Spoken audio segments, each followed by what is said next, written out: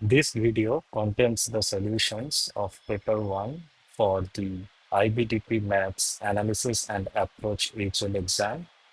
The exam was held in November 2024. So let's move on with the questions. In section A, the first question asks about a circle sector. Here, points A and points B are the two endpoints of the circular sector, and the sector extends an angle 1.5 radians. The radius is unknown. So we need to find the radius. The area of the sector is given to be 48 centimeters squared. The question asks first to find the value of the radius, secondly, find the perimeter of the sector OAB.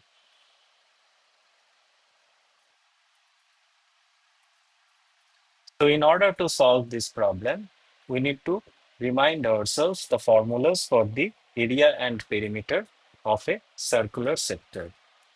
The area is a fraction of the entire circle's area, where the circle would have had same radius, and the fraction is given by theta, that is the angle subtended, divided by 2 pi. The sector perimeter P, it consists of two parts. One is this straight line sides. Each of it has length r, so twice of r, and then the arc length. This arc length is again the same fraction, theta over 2 pi, of the circumference of the entire circle of same radius, which is 2 pi r. In other words, if we just simplify this expression, we get 2r plus theta r. So first we can calculate the value of r, because the area is given to be 48 centimeters square. Theta is also given to be 3/2, 3 by 2 radians or 1.5 radians. So we can solve for r square. This, by the way, comes out to be r squared theta over 2 if we just simplify it. So let's look at the solutions in numerical forms. So for the part A, we have this equation 3 by 4 r squared equals 48 centimeters square. And hence r equals 8 centimeter. So this is a simple solution of this equation. 3 cancels with 48 to give 16. So r squared becomes 16 times 4, which is 64. And if you take square root of 64, you get 8 centimeter. For the next part, the perimeter is given by this formula as I described. So we have 2 plus 3/2, which is the radian angle that is subtended by the sector, times the radius, which is 8 centimeter, to give 28 centimeter. So this guy will give me 7 divided by 2, and then we multiply it by 8 centimeter. So 2 cancels with 8 to give me 4. 4 times 7 is 28. So thus we have completed the solutions for question number 1.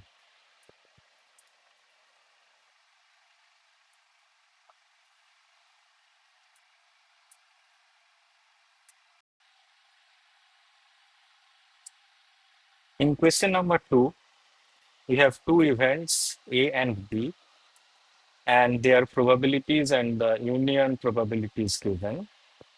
And we need to find their intersection and conditional probability of A complement given B complement.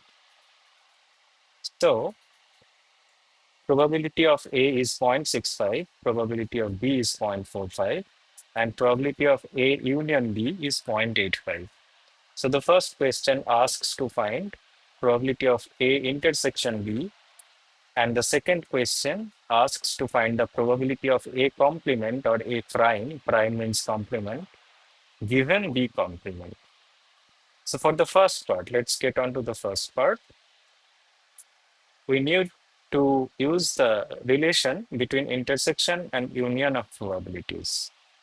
So the relation is given by probability of A union B can be represented as the sum of the individual events probability, and we have to subtract that by the probability of their intersection. So this formula basically comes out if you have two events, A and B like that. So the left one representing A set, right one representing B set. Then probability of A covers the entire A event. Probability of B covers the entire B event. Notice that their intersection region is covered twice if we in the probability of A plus probability of B counting. So we need to subtract the intersection probability once so that we only count it once, because in the union of probability, we count all the events equal number of times, which is once. So that's how this equation roughly comes out. That's the rough explanation of this equation. So now what we'll have to do is we just need to make side changes. So probability of A intersection B can be written in turn as probability of A plus probability of B minus probability of A union B. So here the individual probabilities are given, and we can see that you can easily find probability of A intersection B to be 0.5. So probability of A is 0.65. From here, probability of B is 0.45. So we add them minus 0.85, the union probability. So this is 1.1 minus 0.85, which is 0.25. So that's the part A's answer. For the part B, we have to use something called Bayes theorem. So what does Bayes theorem says that a conditional probability like A prime given B prime can be represented as the ratio of the probabilities of intersection of those two divided by the probability of the event that is conditioned upon. So out of the possible events where B prime is happening, how many of those also includes the possibilities of A prime happening as well? So here prime means complement. So we have to make some adjustments to be able to utilize the probabilities given in terms of the events instead of their complement events.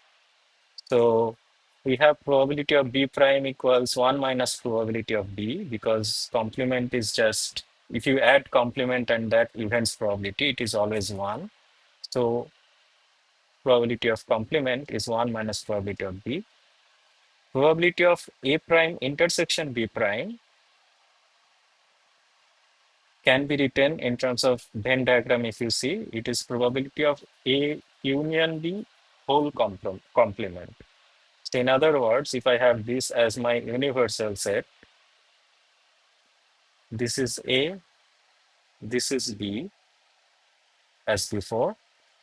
A prime is this region,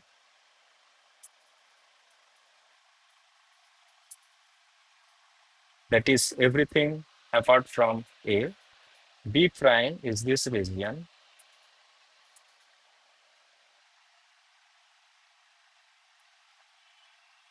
And if you take their intersection, all you have to do is to delete anything inside A and B. So the blob that is absent in probability of A into A prime intersection B prime is nothing but the probability of A union B. So that's why probability of A prime intersection B prime is probability of A union B prime, or 1 minus probability of A union B. Now we have already found out probability of A union B, or it's actually given here. So you can just put that value 1 minus 0.85 to obtain 0.15 as our answer.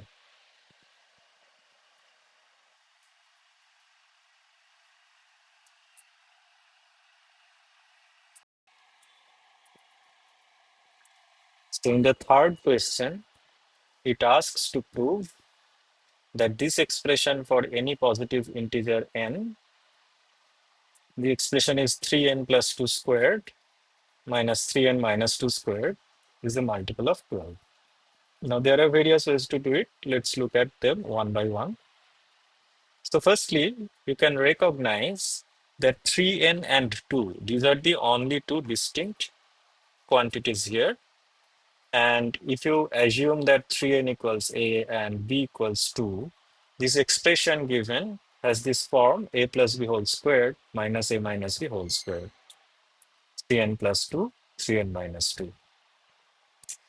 So now you can use algebra to simplify this equation. So a plus b whole squared minus a minus b whole squared is simply 4ab. This is the simplified version. So then you substitute back the values of a and b that you first assumed. So 4 times 3n times 2. So 4 times 3 is 12 times 2 is 24 and 12 times 2 is 24. So 2n is the quotient when you divide this quantity by 12. So this is a proof that indeed the expression that is given is a multiple of 12.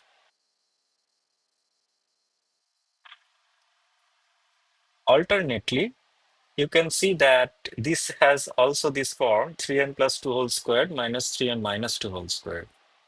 So if you assume 3n plus 2 as a and 3n minus 2 as b, then you can expand a squared minus b squared formula as a plus b into a minus b. So then you would get a plus b. For a plus b, you would get 3n plus 2 plus 3n minus 2. So the 2's will cancel to give you 6n. That's this term. And a minus b would be 3n plus 2 minus 3n plus 2. Here 3n's will cancel and you'll end up getting 4. So like before, we again have 24n, 4 times 6, 24, which I can break as 12 times 2n. So this is again, by the same logic, a proof that a squared minus b squared in this case is a multiple of 12. Now, the third way of solving this problem is to use mathematical induction. So in that language, let us propose that this expression 3n plus 2 squared minus 3n minus 2 squared is equal to 12 times kn, where kn is an integer that depends on n. So after that, let us put n equals 1. And the LHS in that case, LHS being this expression, becomes 24. How is that? So 3 times 1 plus 2 squared minus 3 times 1 minus 2 squared. So this is 5. So 5 squared is 25. And this is 1. So 1 squared is 1. So this is 24. And 24 can be written as 12 times 2. So P1 holds. That means 24 is the multiple of 12. Now let's propose the generic way of solving mathematical induction. Let us say that for n equals m, 3m plus 2 squared minus 3m minus 2 squared can be written in this form 12kn. That is, in other words, Pm holds the statement. Then our job is to show what happens for n equals m plus 1. In other words, using this fact, this equation that we have, what can we say about this expression? So we have just replaced m in this expression by m plus 1. That's why you have an extra 3 added in each term. So if we evaluate this, this becomes 3m plus 2 whole squared minus 3m minus 2 whole squared and 6 times 3m plus 2 minus 6 times 3m minus 2. So this algebra is a two steps. So let's write first 3m plus 3 plus 2 whole square. Like 3m plus 2 whole square plus 2 times 3 times 3m plus 2 plus 3 square. Similarly, 3m plus 3 minus 2 whole square is 3m minus 2 whole square plus 2 times 3 times 3m minus 2 plus 3 squared. Now, if you subtract, you have 3m plus 2 squared minus 3m minus 2 squared from these two terms. Then you have plus 24. So here, if you subtract these two terms, 3m's cancel, and you end up getting 2 times 3 times 4, which is 6 times 4 or 24. So that's this term. This 3 square also cancels with each other. So this is the expression. This is the correct expression. Now we know that 3m plus 2 squared minus 3m minus 2 squared, according to our assumption, can be written as 12 times an integer km. And also 24 can also be written as 12 times 2. So you can just take this common multiplying factor 12 and write it as 12 times km plus 2. Well, km plus 2 is also an integer. So this shows that pm plus 1 also holds, or this expression on the left hand side for n equals m plus 1 is also a multiple of 12. And the multiplicative quotient being km plus 1, which is km plus 2. So these are the three ways to prove this result.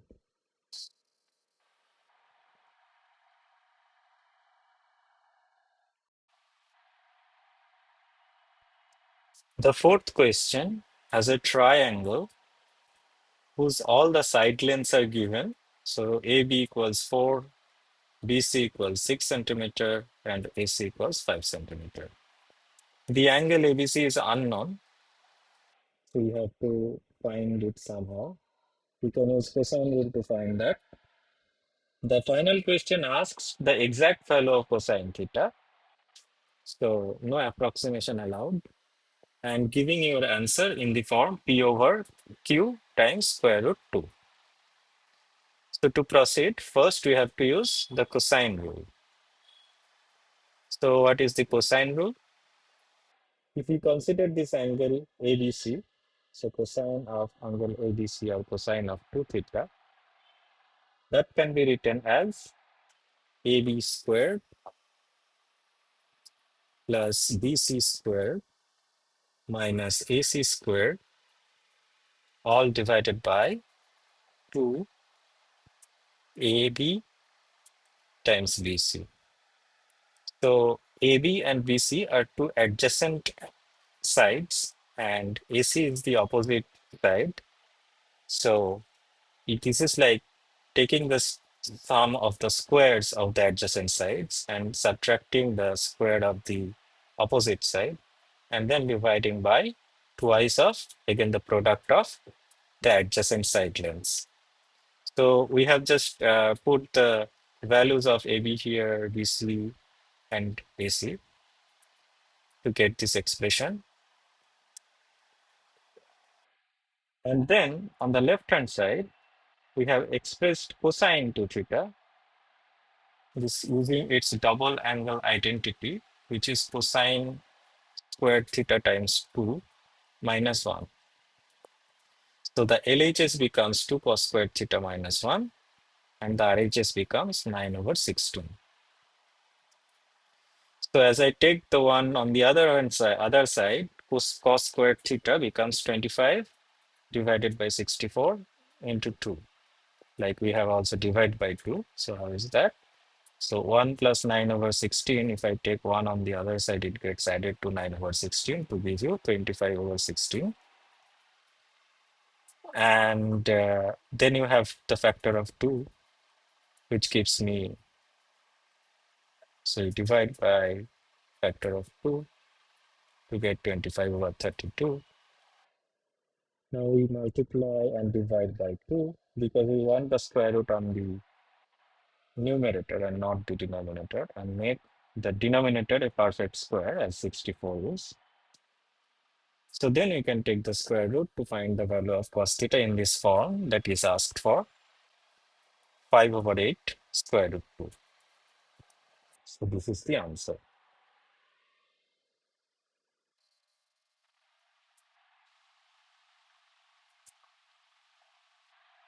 Question number 5 asks, for a particular arithmetic sequence, U10 equals 16 and S25 equals 100. So the 16 is the 10th term of the sequence, and the sum of the first 25 elements is 100. Find the value of k such that uk equals 0. So what number is the positions of the element in the sequence that has the value 0? So u1, u2, and so on. It says that there will be a term uk eventually, which has value 0. We need to find which term that is. So let's see how to proceed.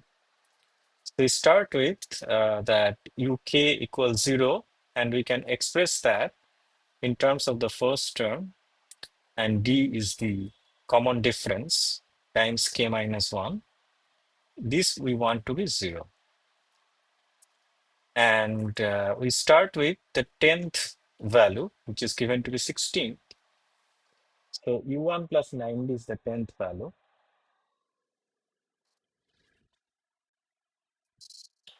And then we have the sum of the first 25 elements. Sum of the first 25 elements is the average of the first and the last term in that, short truncated series. And then you multiply by the total number of elements in that sequence. So we have 25 elements. First element is U1, the last element is U25, divide by 2.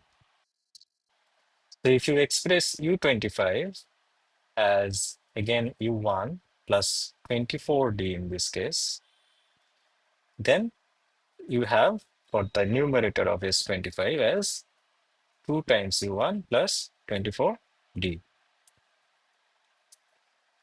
So this U1 plus 24D can be divided by 2. We get U1 plus 12D. And since this S25 is equal to 100, this 25 will cancel with 100 to give me 4. So the left-hand side of this equation becomes U1 plus 12D, and the right-hand side is 4. So now we have two equations, U1 plus 90 and U1 plus 12D. We know the values of these two uh, expressions. You can find the value of both U1 and D from this. So if we subtract equation 1 from equation 2, we get 3D, because 12 minus 9 is 3D. U1 gets cancelled, of course. And 4 minus 16 is 12. So 3D equals negative 12. So D equals negative 4. And U1, if we put back this value of D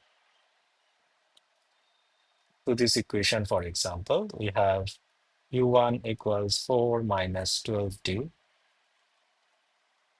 and 4 minus 12 times negative 4, which is the value of D, will give me 4 plus 12, 12 into 4 is 48.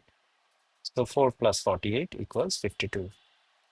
So U1 equals 52 and D equals negative 4.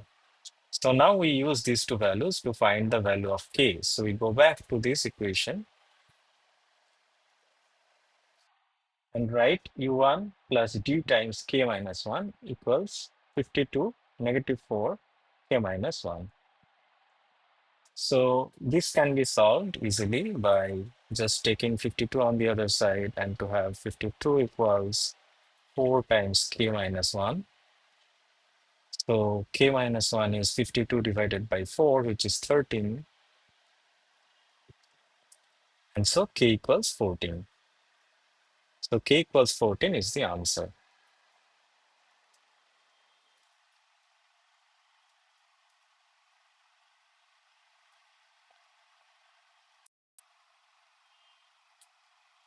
Question number 6 asked to first solve for this inequality 2x squared negative 15x plus 18 less than 0. So let's go about it. So we first have to factorize the quadratic expression that have been given. So we kind of break it up.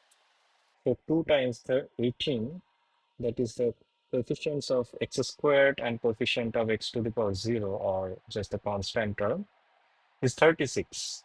And 12 times 3 is also 36. So we can do this middle factor separation on middle factors to have negative 12x negative 3x as negative 15x. If we break it up like this, we get x minus 6 times 2x minus 3. So in this polynomial, if you put this to be 0, you get two solutions, x equals 6 and x equals 3 by 2. So these are the 2 points where this expression becomes 0. But so we need to find the solution where this x minus 6 and 2x minus 3, when you multiply these two factors, you get less than 0. So this would happen when one of the factor is positive and one of the factor is negative. So that means if x lies between 3 by 2 and 6, so we have in the number line, we have 0, 3 over 2, and 6 somewhere here. If x is anywhere in between these two numbers, then x minus 6 is less than 0, and x greater than, since x greater than is 3 by 2, x minus 3 by 2 is greater than 0. This is also equivalent to 2x minus 3 being greater than 0. We have a product between negative and positive numbers, so that would remain as a negative number. So the solution of this inequality is x lying between 3 by 2 and 6. One can also write this solution as an open interval 3 by 2 and 6.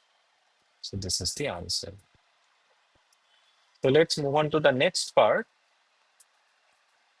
So the next part says this. We have a function which is a square root of this exact same polynomial that we solved for. And it asks find the greatest value of k for which f inverse exists, justifying your answer such that x is less than equal to k. So now if f of x has to be a real function, right? Its square root has to be greater than 0. The expression in the square root has to be greater than 0. Otherwise, it cannot be a real function. So if we say that f of x is real, we have this constant, and we can again break up into these two same factors that we did on the left hand side. Now we want the product to be greater than or equal to 0. Equal to 0 is also fine. F of 0, in that case, f would be 0 if this term is 0. So we want both these factors to be either positive or either negative, because even product of two negative values is positive. So if x is greater than 6, this of course means x is greater than 3 by 2 as well, because 3 by 2 is less than 6. So x is greater than both of them. Then both of these factors are positive, and we will have this to be greater than or equal to 0. It can also happen that x is less than or equal to 3 over 2. These are also equal to signs because we are allowing 0 also. x is less than equal to 3 halves, in that case, both of them would be either negative or 0.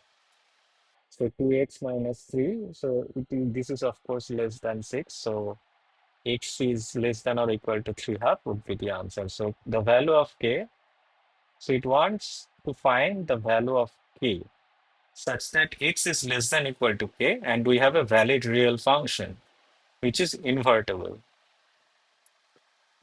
So the value of k for which f of x is real, we have x k equals 3 by 2.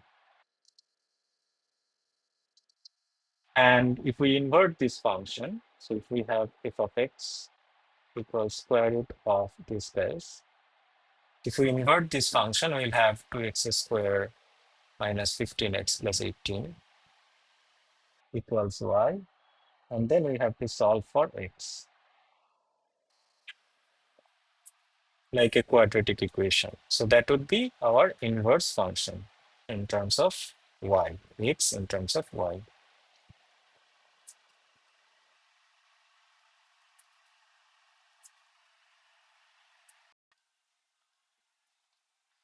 Problem number 7.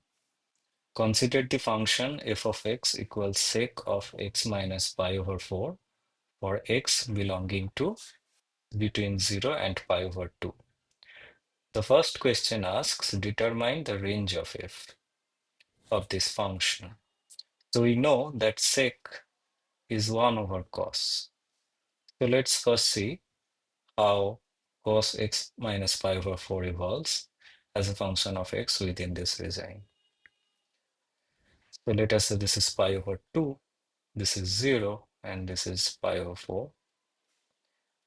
We know that at x equals pi over 4, let us say this is 1, cos of x minus pi over 4 will be cos 0,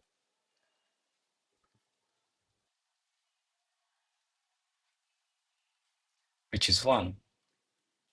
So here the point will be 1. And cos 0 minus pi over 4 would be cosine pi over 4 or like negative pi over 4, but for cos it doesn't matter the sign of the argument. So this is 1. And this is also true for cos of pi by 2 minus pi over 4. So here the value would be 1 over square root 2 because cos of pi over 4 is 1 over square root 2. So which is less than 1. So let us say this is 1 over square root 2, somewhere less than 1. And then like we know the cos function will evolve like this and end here. So these 2 points are same, right? So now you can imagine that what would happen to sec of x minus pi over 4 if cos of x minus pi over 4 looks like this. What would happen to sec of x minus pi over 4? So at 0, so at x equals 0, this would give me sec of pi over 4, which is square root 2. At x equals pi by 4, it will give me 1 because it is 1 over 1. At x equals pi by 2, we will get the same value as x equals 0, which is square root 2. So starting from a maximum, if we now draw the sec function,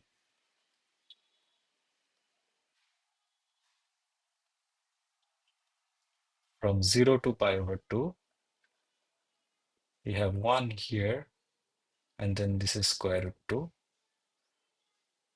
And at pi over 4, this reaches 1. So from root 2, it goes down till 1, and then again it goes up. We can say this because we have this cosine function which goes up from 0 to pi over 4 and then comes down monotonically from pi over 4 to pi by 2. Since sec is just reciprocal of that, it will behave exactly in the opposite way. In terms of decrease, instead of increasing from 0 to pi over 4, it would decrease from the value square root 2 and then from pi over 4 it would start increasing again until it reaches pi over 2. So the minimum value we have for sec of x minus pi by 4 is 1, and the maximum value we have is square root by 2. Hence, we can just write the answer of part A, that the range of f of x is between 1 and square root 2, both included. Here, of course, it is written sec of 0 equals 1, sec of plus or minus pi over 4 equals square root 2, and so on. So this is the max value, and this is the mean value, minimum value of this function. All right. So let's move on to the next part of the question. The region bounded by the graph of y equals fx, the x-axis, and the lines x equals 0 and x equals pi by 2 is rotated 2 pi radians about the axis, x-axis. Find the volume of revolution generated. So let us say we have this f of x plot.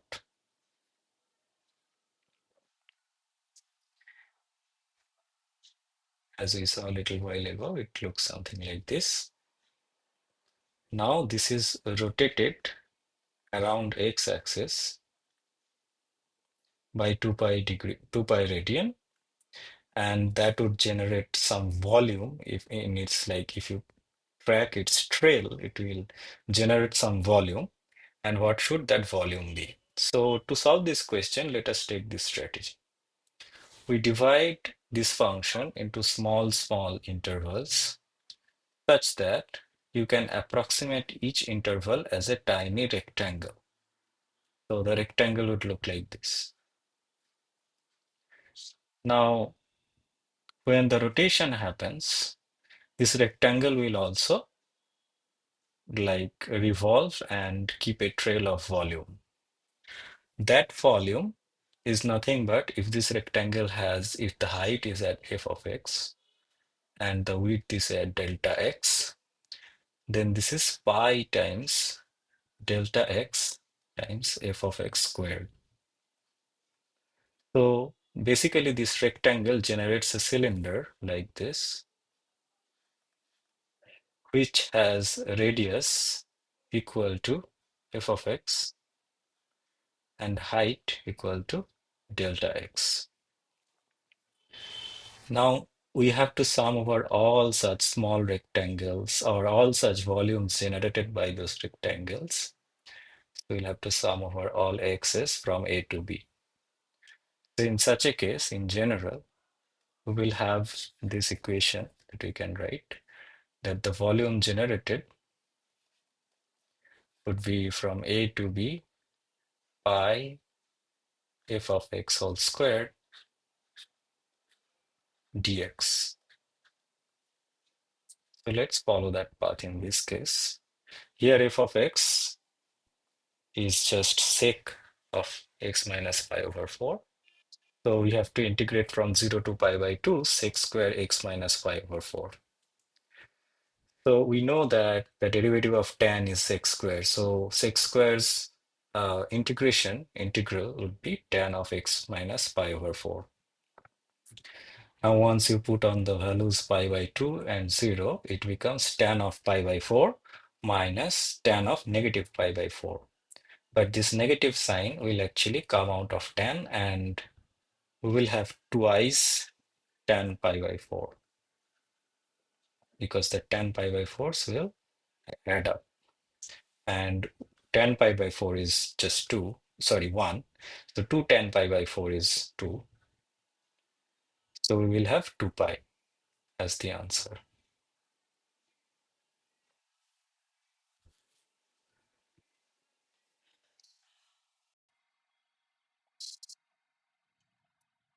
So question 8 asks a vector algebra question. So we have a triangle here, ABO, and the triangle has some vectors along the sides. and the directions are shown in the diagram as well. So OA is the first vector given by the letter small a in bold, and OB is by the small letter B. So the point P lies in between A and B, these 2 points. So the point P is here in between A and B. So this can be represented, the vector AP can be represented as lambda times AB, because AB is this vector starting from here, ending till here, that is AB. AP is this vector. So AP is just a fraction of this entire vector because their directions are same. Magnitude is the fraction, some fraction which is less than 1 of AB. So AP can be written as lambda times AB, where lambda is less than 1. So the first question asks, show that OP, this vector, is 1 minus lambda times A plus lambda times B. So for that, we have to do some vector algebra. So first consider the triangle APO. In this triangle, we have OP, this vector, is equal to the sum of these two vectors.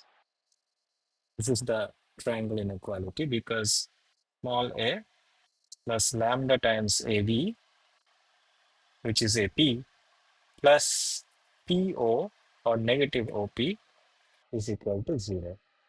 So PO is negative OP. If we take it to the other side, we will get this equation.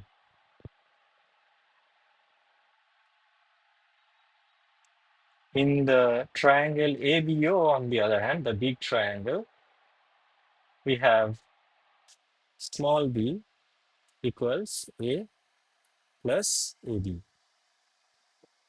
This also comes from the triangle equality A plus AB minus B equals 0.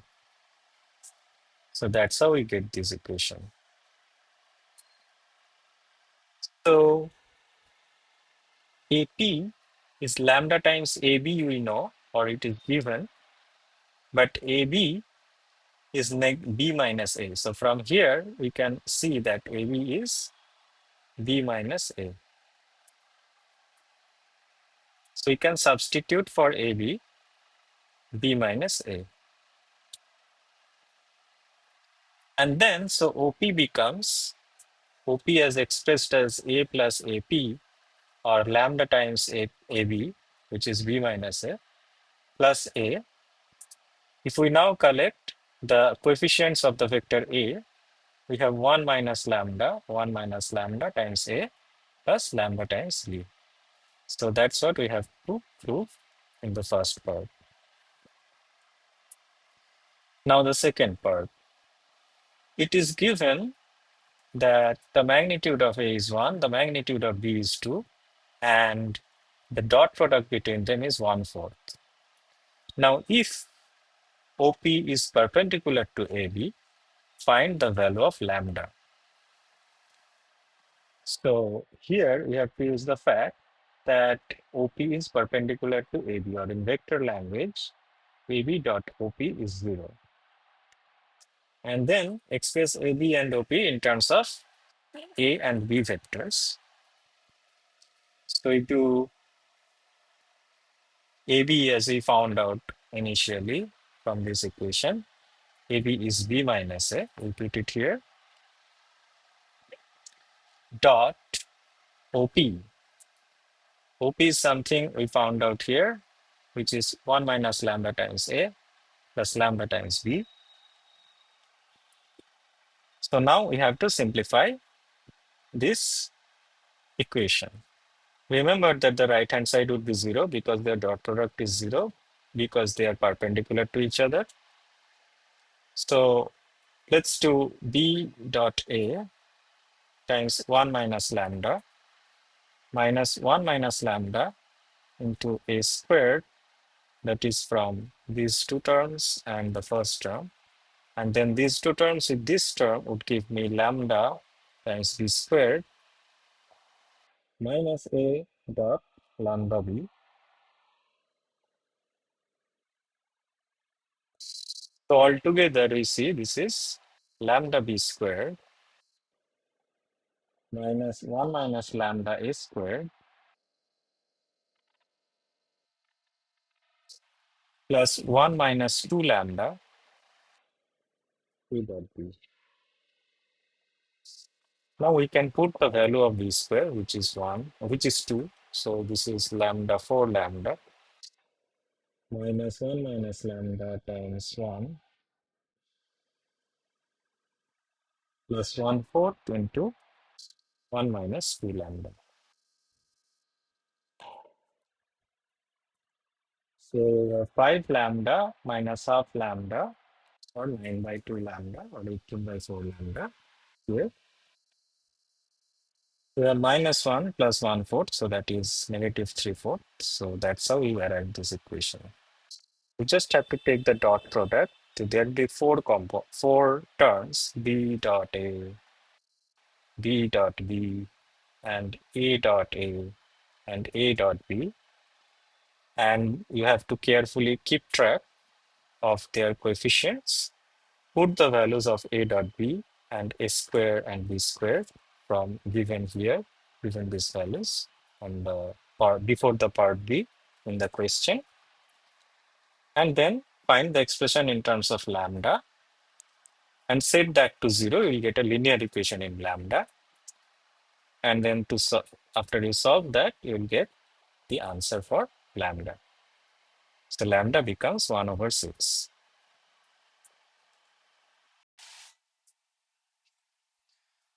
Question number 9. Prove that tan of theta minus pi over 4 equals sine to theta minus 1 divided by cosine to theta, where theta is not equal to 2n plus 1 times pi over 4. So the theta values that are excluded for this identity are like pi over 4, 3 pi over 4,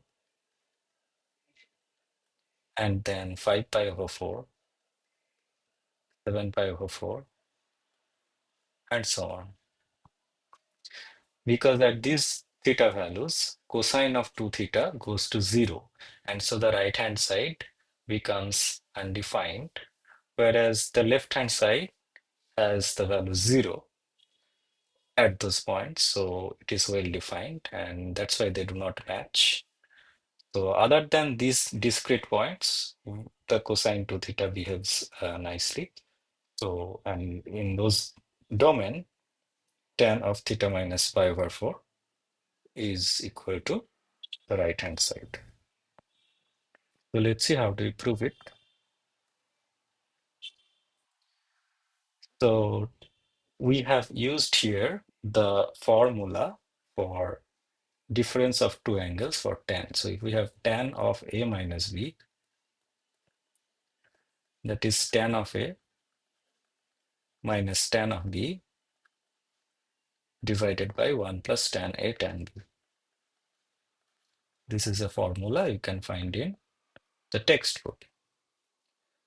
So with that, tan of pi over 4 in this case, the angle b is 1. So yeah, that's why it is tan theta minus 1 divided by tan theta plus 1.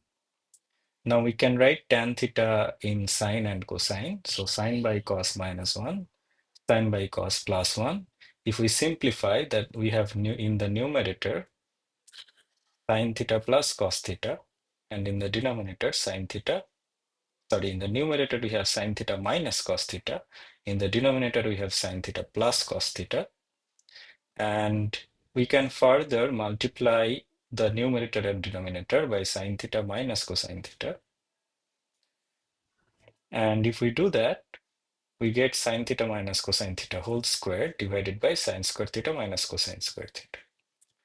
Now, from here, we can see that this is nothing but negative of cosine 2 theta. Because cosine 2 theta is cos squared theta minus sine squared theta. So this is just negative of that. Here we can expand it as sine squared theta plus cosine squared theta minus 2 sine theta cos theta. So like a minus b whole square formula. Sine square plus cos square is 1, and negative 2 sine theta cos theta is sine 2 theta. So we would have 1 minus sine 2 theta divided by negative of cosine 2 theta. So if we absorb the negative sign in the numerator, we get sine 2 theta minus 1 divided by cosine 2 theta.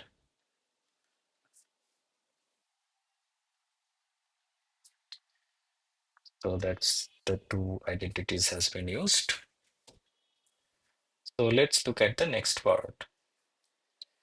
Hence or otherwise solve for sine x minus 1 divided by cosine x equals square root 3, where x lies between 0 and 2 pi. So first note that sine x minus 1 divided by cosine x is nothing but, from the identity we proved in part A, tan of x by 2 minus pi over 4. This is just replacing x by 2, replacing theta by x by 2 in the first problem. We get this identity. And as usually had some values of theta that are not allowed for this identity.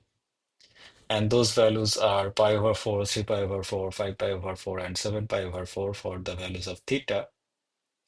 So for x, that would translate to similar restrictions.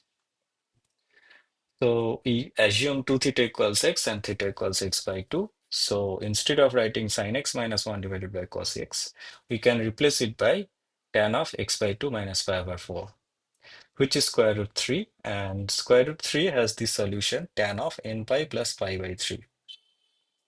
So x can be 7 pi by 6. Because here if we put n equals 1, we get 4 pi by 3. N equals 2, we get 8 pi by 3. 7 pi by 3.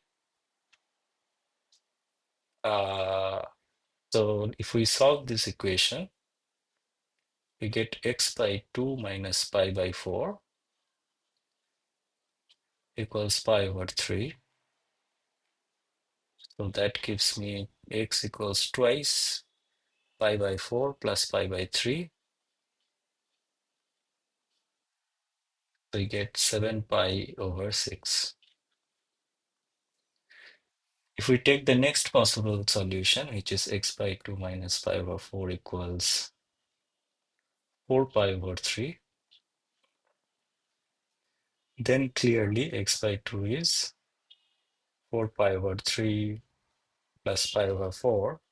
In this case, x would exceed the value 2 pi. So that is why we cannot consider this, because we have been asked to find solutions in this region of 0 and 2 pi. We have only this solution, 7 pi over 6. So that's the solution.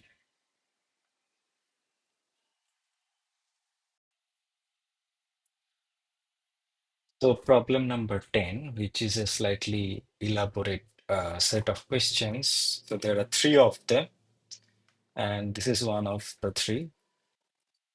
So here we have a hollow cylinder where the outer radius of the hollow cylinder is 4r, r plus 3r, 4r, and the inner radius of the hollow part is r.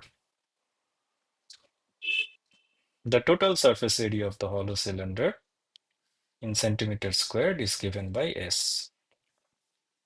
The first question asks, show that S equals 30 pi squared plus 10 pi r h.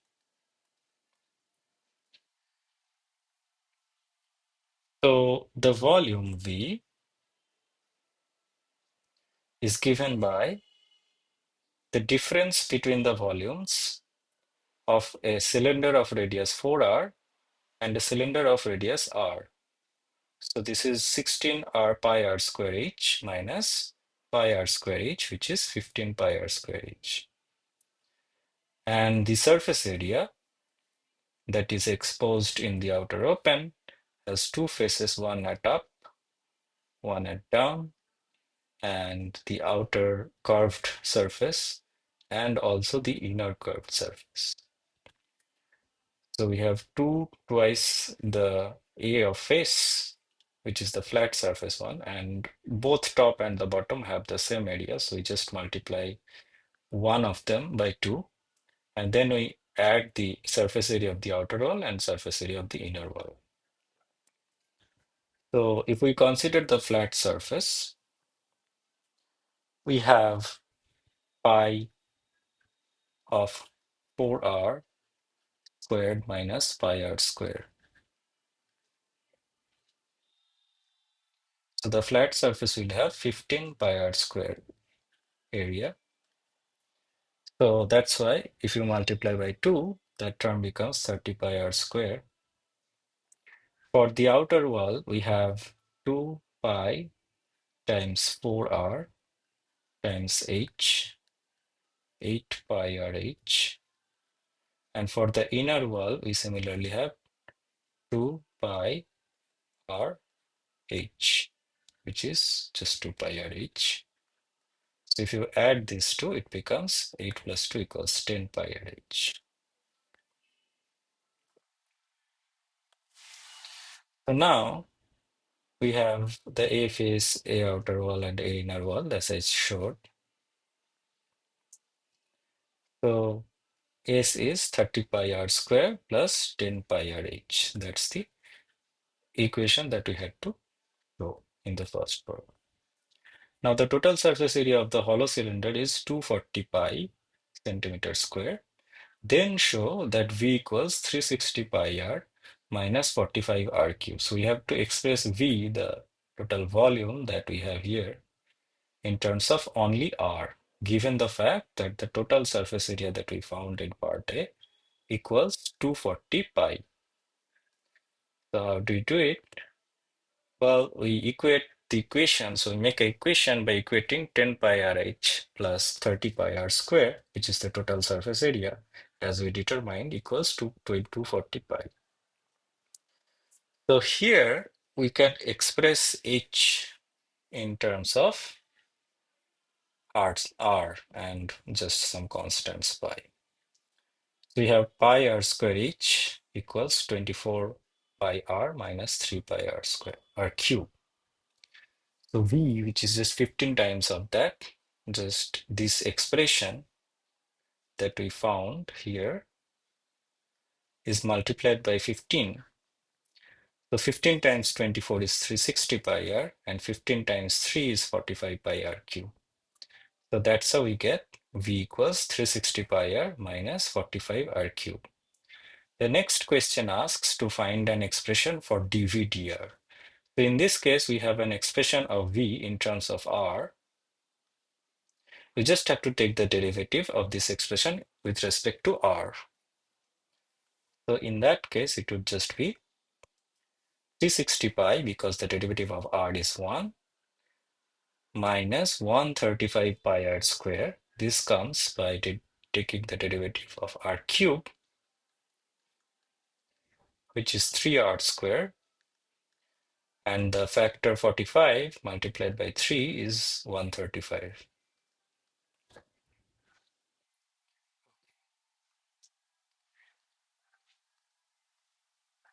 So there's still some parts remaining, which is part D and part E. Let us say the hollow cylinder has its maximum volume when R equals P times square root 2 by 3, where P is a positive integer, and then find the value of P. So we said that we just found out the expression of dVdr. Let us set this to 0 to find the maximum value of the volume. So that gives us R square equals 8 over 3. So this is just an algebra where you have to take r square on the other side to have 135 r square, equals 360. And if you solve this equation, you will get r squared equals 8 over 3. And if you take the second derivative, you will get d2v dr2 equals negative 270 pi. So in dvdr, the 360 pi, when you take another derivative to get the d2v dr2, this guy is a constant to that, so it will go to 0. This one will take a factor 2 down, so 135 times 2 is actually 270 with a negative sign remaining in front times pi times r. So this is less than 0. So that means that this is a maximum. So r in that case is just the square root of 8 by 3. So you take the factor 4 out of it, you get the factor 2 outside of the square root, and this is 2 over 3 inside the square root remaining. So P is just 2. Now part E asks, find its maximum volume, giving your answer in Q pi times square root 2 by 3. So the maximum volume, we already showed that the volume as a function of radius is given by 360 pi r minus 45 pi r cube. So, and we found that R max equals 2 times square root 2 by 3. So if we just substitute this value of R max in the expressions of R in this equation of volume, then we will get the maximum volume. So that just turns out to be 480 pi square root 2 over 3.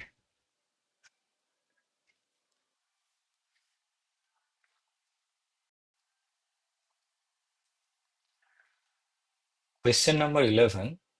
A curve is given by the equation e to the 2x minus 1 by e to the power 2x plus 1, where x belongs to real numbers. By applying L'Hopital's rule or otherwise, show that as x goes to infinity, e to the 2x minus 1 by e to the 2x plus 1 is equal to 1. First, let's observe that e to the 2x goes to infinity as x goes to infinity. So with compared to that, 1 is nothing. So if you add 1 or subtract 1, it does not really matter. This will eventually become as x goes to infinity and like infinity by infinity form. In that case, we should use L'Hopital's rule by taking derivative first and then then posing the limit. As long as you don't get rid of these ill-defined infinity by infinity or 0 by 0 forms. So let's see that. So if we take derivative of the numerator, we get the factor 2 come down. So we have 2 times e to the 2x and 2 times e to the 2x as well in the denominator, because 1 gets have derivative 0 because it's a constant. So but these two factors in the numerator and denominator will cancel each other, and we'll just get a limit of a constant which is just the same constant. So that's why it's 1. So that dy dx equals this expression. So basically you have to find dy dx. So y equals 1 minus 2 by e to the 2x plus 1. So this is because you can write e to the 2x minus 1, which is in the numerator, as e to the power 2x plus 1 minus 2. So this cancels with the denominator to give 1, and then you have negative 2 divided by e to the 2x plus 1. This will make life easier to calculate the derivative. And if you calculate the derivative here, the first term will vanish because it's just a constant. The second term will give us e to the 2x plus 1 whole squared in the denominator and 2 times e to the 2x in the numerator along with the 2 that was already there. So 2 times 2 becomes 4, e to the 2x divided by e to the 2x plus 1 whole squared. This is same as the one that has been asked to be proved. Then it asks, hence show that 1 minus y squared equals dy dx. So first, we will decompose it into two factors. 1 square minus y square can be written as 1 plus y times 1 minus y. Now 1 minus y, if we just substitute the expression of y, here e to the 2x will cancel each other. So here you have e to the 2x plus 1 minus negative e to the 2x plus 1. So e to the 2x, e to the 2x cancels each other and you get 2. So that's how you get 2 divided by e to the 2x plus 1.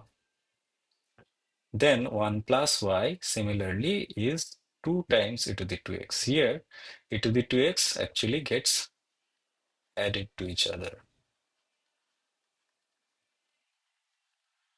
And that's how we get 2 times e to the 2x divided by e to the 2x plus 1. And so 1 minus y square, when you multiply these two, you get 2 times e to the 2x, which is 4 times e to the 2x, divided by two factors. When you multiply them together, it becomes e to the 2x plus 1 whole squared. And we just determined that this expression is dy dx. So that's the proof of this part. Okay. So the next part says, by using implicit differentiation and the result in part B2, show that d2y dx2 equals 2y cube minus 2y. So in order to get d2y dx2, we have to take derivative of dy dx. So d2y dx2 is the derivative of the dy dx itself. And in the place of dy dx, we can replace it by 1 minus y squared, because as we saw, the dy dx is actually 1 minus y squared for this special function form of y. So in this case, we get negative 2y times dy dx. Because 1 is constant, so after applying the derivative operator, this goes to 0. And then you have the chain rule where y square gives me negative 2y and then dy dx. But here again, dy dx can be replaced by 1 minus y square. So we do that in the next step. This is negative 2y times, in the place of dy dx, we have replaced it by 1 minus y square. And that actually gives the required output that the question has asked to prove, which is 2y cube, because there is a negative sign. So 2y cube minus 2y. Hence, find an expression similarly for d3y dx3. So like before, d3y dx3 is ddx of d2y dx2. So this is ddx of d2y dx2. And in the place of d2y dx2, you replace it with 2y cube minus 2y.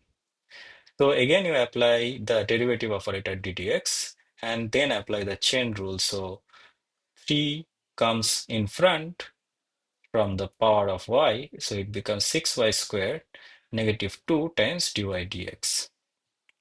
And again, in the place of dy dx, we will replace it by 1 minus y squared. So that's the answer. By using your results in parts B and C, find the Maclaurin series for e to the 2x minus 1 divided by e to the 2x plus 1 up to and including the term in x cube. So for that, we need to know the third order derivative of y evaluated at x equals 0. So y of 0, if you put x equals 0 in this expression, e to the 2x minus 1 by e to the 2x plus 1, then the numerator is 0 because e to the 0 is 1 and 1 minus 1 is 0. So the denominator is not 0, in denominator is 2, so this value is actually 0. y prime of 0 is actually 4 into e to the 2x divided by e to the 2x plus 1 whole squared. So this becomes 4 times e to the 0 divided by e to the 0 plus 1 whole squared. So that is 4 and denominator is 2 squared. So this is just 1. Y double prime 0 is actually 1 minus y square, where y square is evaluated at 0. So but y is evaluated at 0 is 1. So y double prime is actually 2y cube minus 2y. Now since y evaluated at 0 is 0, this expression evaluated at x equals 0 will be 2 of 0 cube minus 2 of 0. So that's why y double prime is 0. Y triple prime, or the third derivative of y with respect to x evaluated at x equals 0, is given by this expression where the y is 0. So you can put y equals 0 at x equals 0 for x equals 0, and we get minus 2 with the first factor. The second factor is 1, so you get minus 2 as a whole. So then we can construct the Maclaurin series as x minus 4 third x cube. So how does this come out? Maclaurin series tells us that this would be y at 0 plus y prime at 0 times x plus y double prime at 0 by 2 factorial times x square plus y triple prime at 0 by 3 factorial times x cube. So we have seen that this value is 0, y prime is 1, so just 1 times x, y double prime is 0, so this is 0, y triple prime is negative 2 divided by 3 factorial times x cube. So 2 over 3 factorial is just 1 over 3. So that is negative 1 over 3 x cube.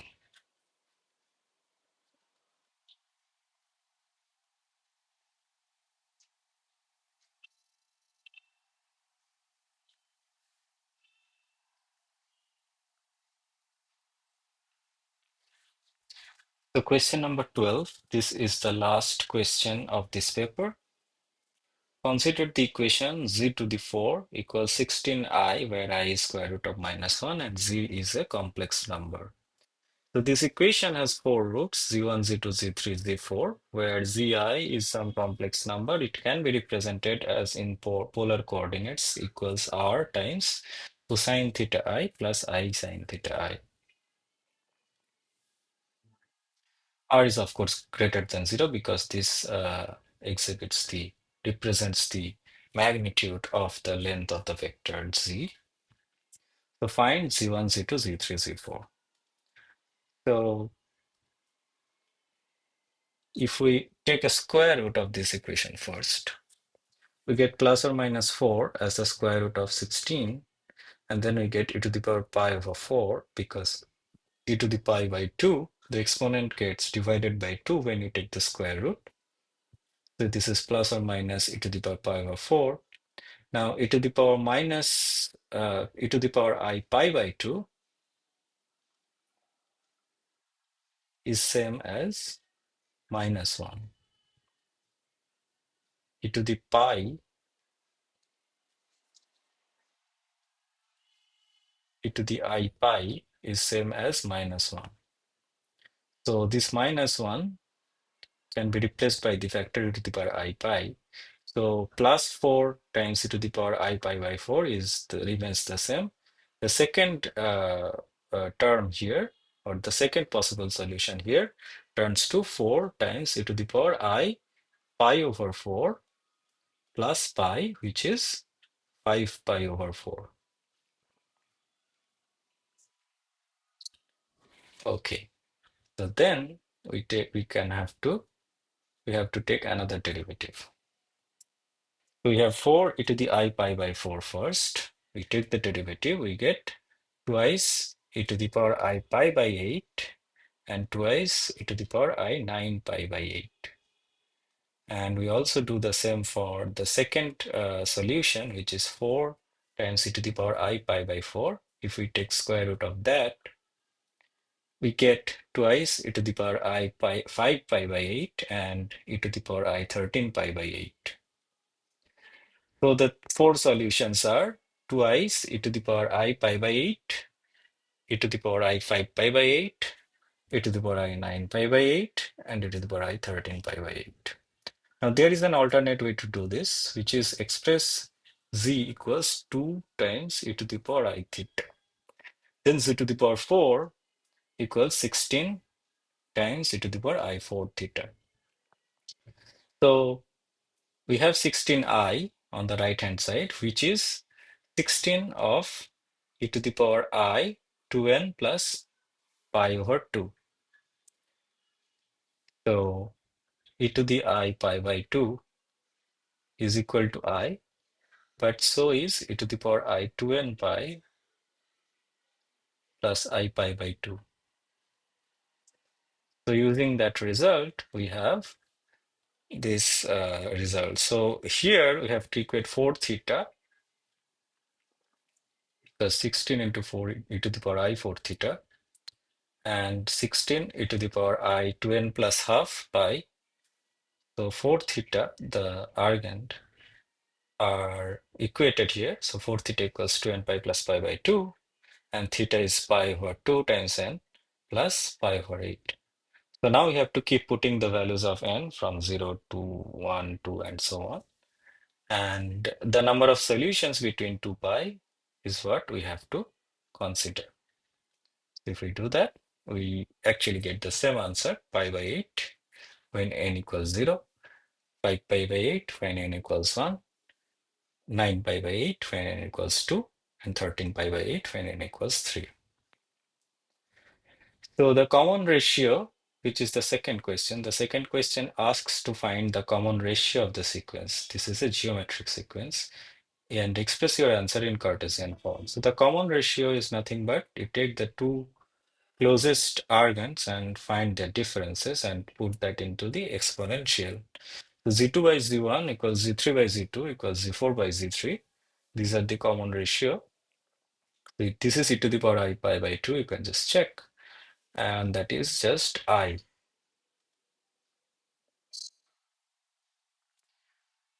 So it asks to plot the points A, B, C, D on an argand diagram.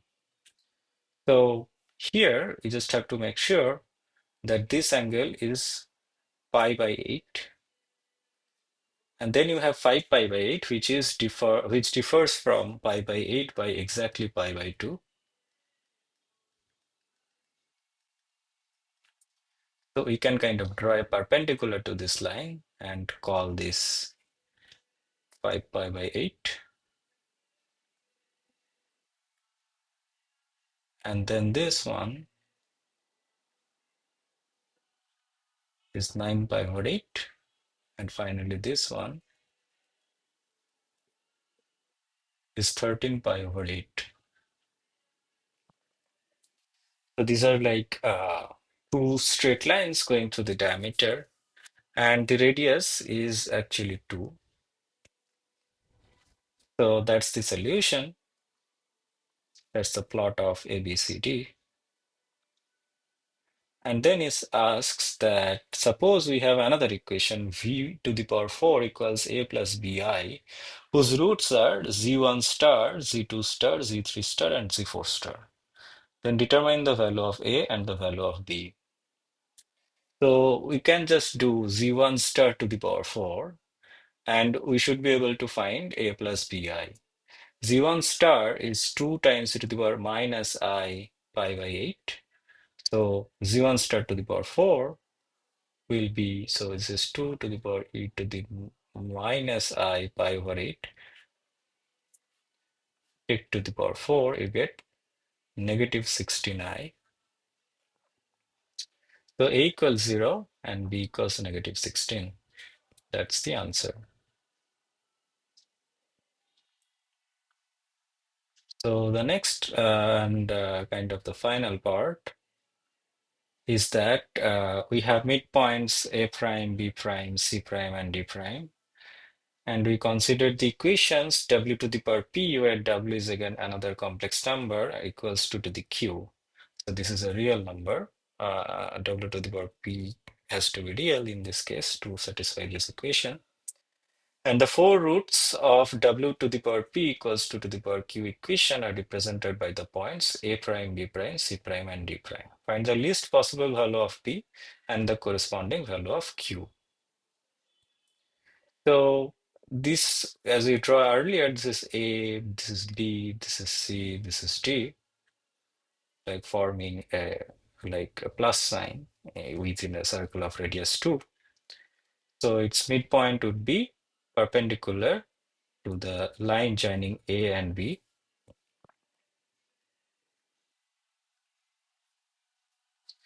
And this one is A prime. Similarly, B prime, C prime, D prime will be there. And here A prime will be square root 2 times e to the power I pi by 8 plus pi by 4. So how do we get that? So firstly, in terms of the argand angle, since this bisects the angle, this is a midpoint. So this equals this. This is a common side. And this side is also equal to this side because both of them are radius of the same circle. And so this is a congruent, these two are congruent triangles. And we have this 90-degree. So in this case, we know that the angle of the point A is pi over 8, and the angle of B is pi over 2 plus pi over 8. If you take half of them, like if you take average of those two, you get 3 pi over 8. And the way you get square root 2 is the following. The length from the center to a prime and the length from A to a prime is same. And this forms a right angle triangle from the center O to A prime and A, whose radius is 2. So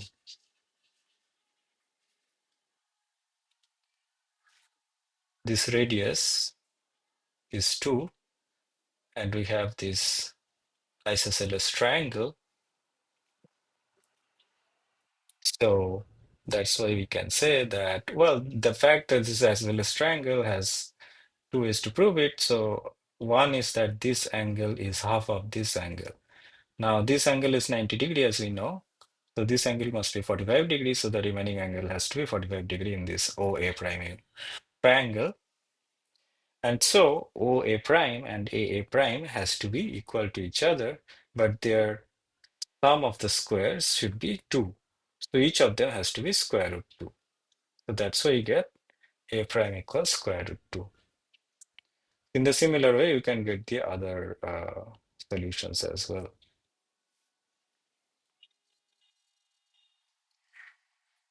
So we have these 4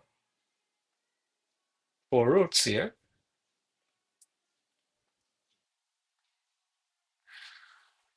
And we need to find the least possible value of p such that w to the power p equals 2 to the power q.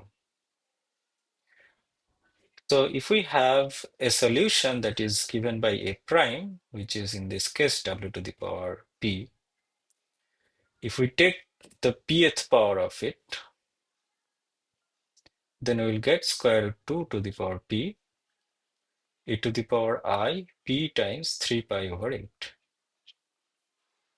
Now at some point, if you keep increasing the value of p, at some point, the exponential would become a multiple of 2 pi, such that the entire thing becomes real. So if we have p equals 16, then this 3 pi over 8 becomes times 16 becomes 6 pi, which would mean that e to the power I 6 pi is a positive number, or it's equals plus 1. So then we have a chance of having w to the power p equals 2 to the power q, where 2 to the power q is positive. So the least value of p for which this positive real value can be achieved from w to the power p is 16. And for that, we have square root 2 to the power 16. This is 2 to the power 8. So value of q would be 8.